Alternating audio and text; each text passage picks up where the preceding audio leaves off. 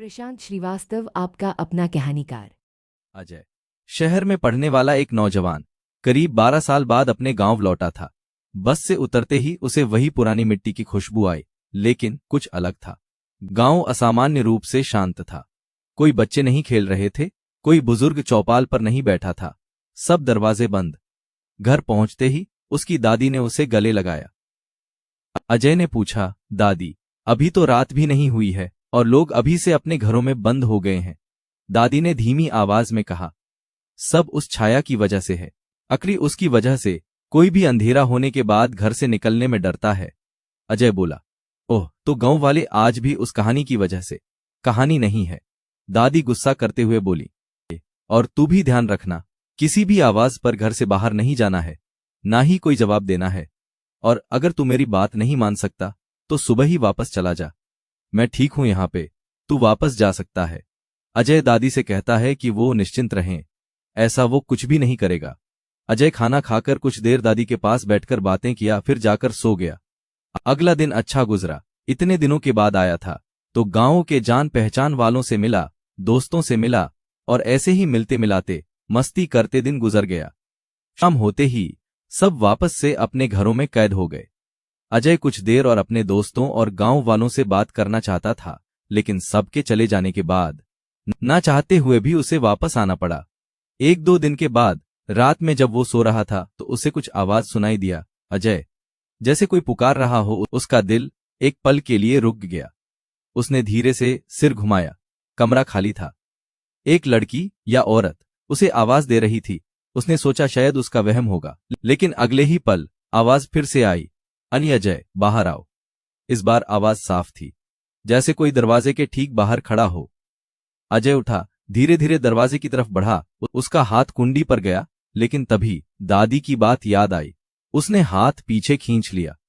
लेकिन जो क्यूरियोसिटी नाम का कीड़ा होता है ना, वो बहुत खतरनाक होता है। अजय सोचता है कि शायद पड़ोस में जो लड़की रहती है, कहीं वो तो नहीं बुला रही, क्योंकि अजय दिन में उससे बात किया था और उसे लगा कि शायद उसे भी नींद नहीं आ रही है, वो बात करना चाह रही होगी, और यही लड़की का चक्कर अजय के लिए भी भारी पड़ गया। ऐसा ख्याल आते ही वो उठा और धीरे से बाहर निकलने के लिए दरवाजा खोला ही था कि उसके होश उड़ गए। एक लंबी काली परछाई सामने की दीवार पर खड़ी थी, लेकिन आसपास कोई नहीं था जिसका परछाई हो, और वो हिल रही थी जैसे सांस ले रही हो। अजय पीछे हट गया। उसने आंखें बंद कर ली। तेजी से दरवाजा बंद करके वो अपने कमरे में आकर चादर में दुबक कर लेट गया। घबराहट से वो कांप रहा था। काफी देर बाद उसे नींद आ गई और वो सो गया। अगले दिन अजय गांव के सबसे बूढ़े आदमी रामलाल काका के पास गया। काका, ये छाया क्या है? रामलाल कुछ देर चुप रहे, फिर बोले, सालों पहले इस गांव में एक औरत रहती थी, नाम था गौरी। लोग कहते थे वो जादू करती है।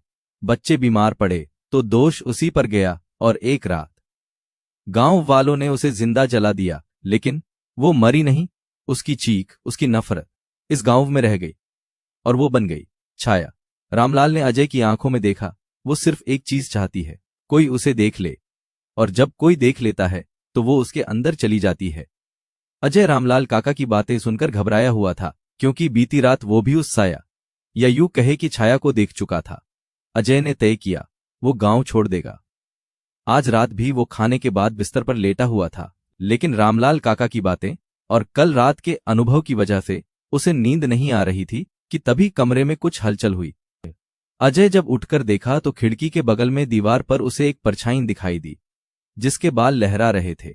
और अगले ही पल अजय के ठीक सामने एक काला साया दिखाई दिया, जो कि काफी तेजी से उसकी तरफ बढ़ा, और ऐसा लगा जैसे उसके शरीर में समा गया।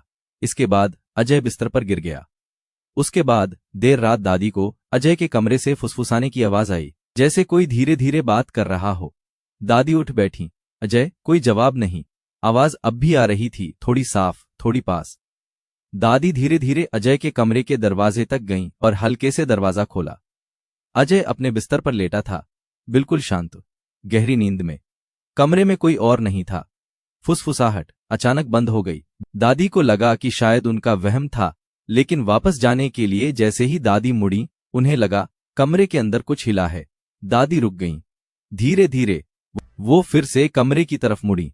जैसे ही उन्होंने दरवाजे की तरफ देखा, उनकी सांस अटक गई। अजय उनके बिल्कुल सामने खड़ा था, इतना पास कि उसका चेहरा दादी के चेहरे से कुछ ही इंच दूर था। दादी की सांसें तेज हो गईं, उनकी आंखें फैल गईं। कुछ सेकंड दोनों बस एक दूसरे को देखते रहे। फिर अजय ने धीरे से पूछा, क्या हुआ दादी, आप ठीक तो हैं? उसकी आवाज अजीब थी, पहले से अलग, थोड़ी हल्की, थोड़ी खाली। दादी ने खुद को संभालते हुए कहा, नहीं बेटा, बस तुझे देखने चली आई थी। अजय कुछ पल चुप रहा, फिर उसने सिर थोड़ा तिरछा किया और मुस्कुराया, और इस बार उसकी आवाज पूरी तरह बदल चुकी थी। एक औरत की आवाज, धीमी, ठंडी और अजीब तरह से शांति। मेंढी देख लिया ना, अब जाओ, सो जाओ। दादी के चेहरे का रंग उड़ गया। उन्होंने कुछ नहीं कहा, बस धीरे धीरे पीछे हटी और बिना मुड़े अपने कमरे की तरफ चली गई। अगले दिन अजय घर के बाहर खड़ा था, बिल्कुल सामान्य, बिल्कुल शांत। सुबह दादी भी पड़ोसी से अजय का ध्यान रखने को कहकर मंदिर चली गईं। इधर कुछ देर बाद जब पड़ोसी आया तो घर में अजय को न पाकर वो घबरा गया और उसे ढूंढने लगा। आस पड़ोस के कुछ और लोग भी उसे ढूंढने लगे। तभी एक बच्चा आया और बोला, पीछे बांसवाड़ी के पास अजय भैया को देखो, वो क्या कर रहे हैं।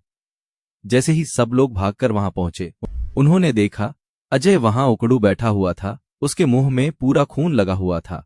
वो मुर्गा मारकर कच्चा खा रहा था। जैसे ही कोई उसके पास जाता, वो उन्हें नोचने और मारने की कोशिश करता। बहुत मुश्किल से सब लोग मिलकर उसे काबू किए और खटिया से बांध दिए। तब तक दादी भी मंदिर के पुजारी को लेकर आ गई थीं। पुजारी खटिया के चारों तरफ कपूर जलाकर अजय के सिर पर हाथ रखकर कुछ मंत्र पढ़ता है और फिर झटके से हाथ हटाकर बोलता है, ये छाया ही है और ये मेरे अकेले के बस की बात नहीं है कि इसके लिए किसी सिद्ध बाबा को बुलाना पड़ेगा। इतना कहकर वो जाने ही वाले थे कि अजय फिर से लड़की की आवाज में बोल पड़ा, तू कुछ भी कर ले पंडित, मैं इसको लेकर ही जाऊंगी, और एक एक करके तुम सबको भी।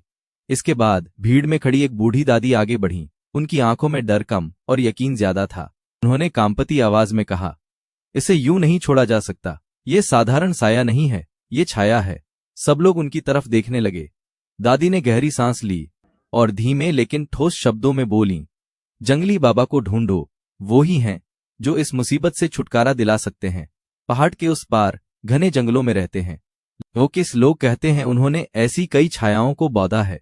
अगर कोई है जो इसे रोक सकता है तो वो सिर्फ जंगली बाबा है। भीड़ में सन्नाटा छा गया। अब सबकी नजरें एक ही उम्मीद पर टिक चुकी थीं। गांव के कुछ बड़े बूढ़े लोग जंगली बाबा को ढूंढने के लिए जंगल में गए, लेकिन इससे पहले कि वो जंगल में ज्यादा अंदर जाते, उन्हें जंगल से जंगली बाबा आते हुए दिखाई दिए। गांव के लोग बाबा को सारी बात बताने की कोशिश करते हैं, लेकिन बाबा उन्हें टोकते हुए बोलते हैं, मुझे सब पता है। इतना कहकर बाबा उन सब लोगों के साथ अजय के दादी के घर की तरफ बढ़ते हैं। वहां पहुंचकर बाबा अजय के चेहरे को अपने कमंडल के पानी से साफ करते हैं। फिर बाबा कुछ देर ध्यान लगाते हैं और अजय से बोलते हैं, पत्नी क्यों आई है यहाँ? लेकिन अजय अब भी पूरी तरह शांत खटिया पर पड़ा हुआ था, कोई उत्तर नहीं देता है। बाबा एक दादी से कहकर बाकी लोगों की मदद से अजय को मंदिर प्रांगण में ले जाते हैं। वहां हवन की आग जलाई जाती है। फिर बाबा कुछ मंत्र पढ़ते हुए अजय के सिर का एक बाल तोड़कर उस हवन की आग में डालते हैं। इतना करते ही अजय अचानक से तड़प उठता है और फिर लड़की की आवाज में बोलता है, इसे मुझसे कोई नहीं बचा सकता। बाबा कड़क आवाज में पूछते हैं, क्यों आई है यहां? तुझे तो जो भी चाहिए था वो दिया गया था ना, फिर क्यों वापस आई है? अजय छाया की आवाज में बोलता है, हां, लेकिन जब तक मुझे इंसाफ नहीं मिलता मैं मुक्त नहीं हो पाऊंगी, और मैं एक एक करके पूरे गांव का विनाश करके रहूंगी, किसी को नहीं छोड़ूंगी। और बाबा, तुम भी मुझे कैद नहीं कर सकते। फिर अचानक से अजय लड़की की, या यूं कहें कि छाया की आवाज में रोने लगता है, मेरी क्या गलती थी? मैंने तो निर्दोष ही मारी गई थी। इन सब गांव वालों ने मुझे जिंदा जला दिया, वो भी बिना किसी गलती के। पूरा गांव जानता है कि मुझ पर आरोप क्यों लगाए गए थे। ये है मुझ पर आरोप लगाने वाला वो वहशी इंसान, मैं उसे मार चुकी हूं, लेकिन जब तक असली दोषी को सजा नहीं मिलेगी मैं नहीं जा सकती। थोड़ी देर शांत रहकर अजय फिर गुस्से भरी आवाज में बोलता है, और अगर असली दोषी नहीं मिलता तब तक गांव वाले ही असली दोषी हैं और सब एक एक करके मरते रहेंगे। बाबा उसे अजय को मुक्त करने के लिए कहते हैं, लेकिन वो नहीं मानती। फिर बाबा कुछ मंत्र और पूजा से उस छाया को कमजोर करने लगते हैं, जिसके बाद अजय बोलता है, मैं अभी तो जा रही हूं, लेकिन पूरे गांव को इसका खामियाजा भुगतना ही पड़ेगा। फिर बाबा पूजा, हवन और अन्य विधियों के द्वारा अजय को उस छाया से मुक्ति दिलाते हैं और फिर बताते हैं कि अजय का बच पाना खुद अजय की वजह से ही हुआ है। दरअसल अजय के ग्रह इतने मजबूत और सही स्थिति में थे कि वो चाहकर भी अजय को पूरी तरह काबू नहीं कर पा रही थी। वो सिर्फ 3-4 घंटे तक ही अजय को काबू कर पा रही थी, और इसका सबसे बड़ा कारण अजय की राम जी के प्रति भक्ति है। बाबा कहते हैं, ये साधारण सा दिखने वाला अजय राम जी का बहुत बड़ा भक्त है, इसी वजह से ये सुरक्षित रहा, लेकिन फिर भी वो इस पर अपना असर दिखा पाई। तो आप सब समझ सकते हैं वो छाया कितनी ताकतवर है। बाबा गांव के मुखिया की तरफ देखते हुए कहते हैं, अगर गांव की भलाई चाहते हो तो पता करो कि असली वजह क्या है और कौन असली गुनहगार है। इतना कहकर बाबा वापस जंगल की तरफ बढ़ जाते हैं। कुछ देर बाद अजय को होश आता है।